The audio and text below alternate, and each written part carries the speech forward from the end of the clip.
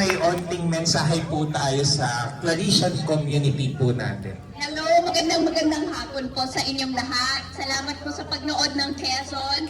Maraming salamat sa suporta. We thank you from the bottom of our hearts. Sana nagustuhan nyo. I'm sure nagustuhan nyo. Yes!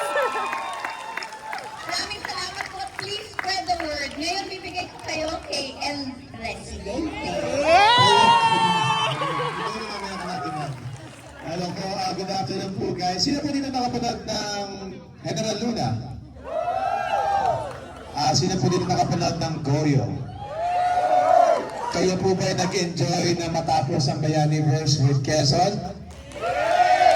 So sino po dito manonood ng Magsaysay? Sana po, please help us spread the word.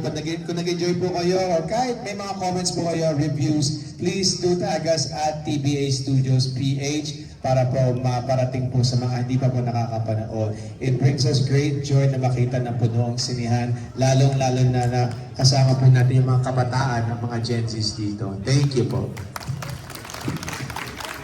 Magandang hapon po, ito po ang inyong Senyor Presidente! Maraming salamat po, maraming salamat.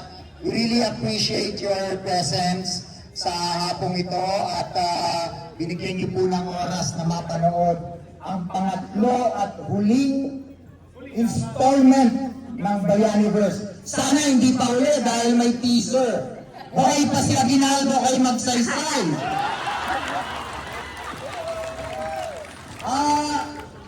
Hihingi lang po kami ng konting suporta kung magustuhan niyo po ang pelikula namin. Sana tulungan niyo kaming ma-spread ang magandang feedback o mga reviews niyo para sa pelikulang Quezon. Dahil para po mas maabot ng mas maraming manonood.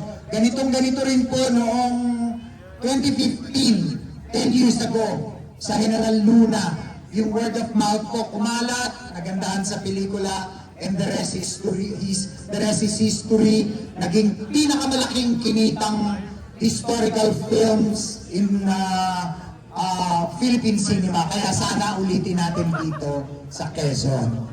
Maraming salamat po muli. Maraming salamat po ulit sa pagpunta. Mag-request na po kami sa